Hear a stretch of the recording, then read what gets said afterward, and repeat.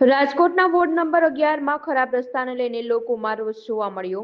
આસપાસના 5 થી 7 એપાર્ટમેન્ટના લોકો એકત્ર થયા હતા અને વિરોધ દર્શાવ્યો હતો। લોકોએ જણાવ્યું હતું કે છેલ્લા ઘણા સમયથી રજૂઆત કરી પણ રોડ પર પડેલા ખાડા અને પાણી નિકાલ કરવામાં નાકામ રહી છે મનપા।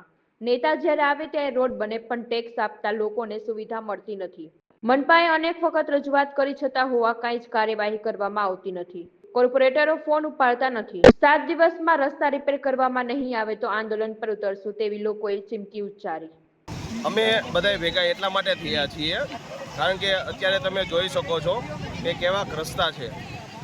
રસ્તા એટલા ખરાબ છે કે અમારે 8 વાગે ઘરેથી નીકળવાનું હોય એ છતાં અમારે છોકરાઓને મૂકવા માટે 9 વાગે નીકળવું પડે છે કે સ્કૂલે ટાઈમે પહોંચી શકે।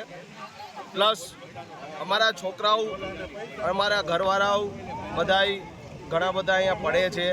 તે પછી બીજા બધા અહીંથી જે પ્રવાસીઓ છે એ પણ પડે છે અને કહેવાનો મતલબ પ્રશાસનને એ છે કે જલ્દી ને જલ્દી આ રસ્તા રિપેરિંગ કરાવો।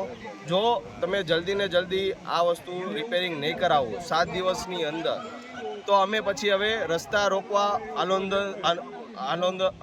આંદોલન કરવાની ફરજ પડશે અમને।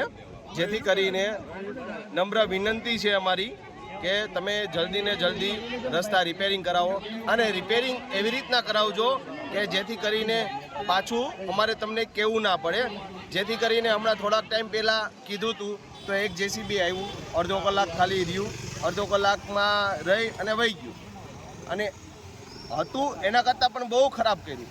સામે તમે જોઈ શકો છો કીચડ એકદમ કરી નાખ્યું છે, જ્યાં બાઇક જાય તો સીધું સ્લીપ જ ખાય। એટલે જેથી કરીને પ્રશાસનને એવી નિવેદન છે કે તમે જલ્દી ને જલ્દી રસ્તા રિપેરિંગ કરાવો।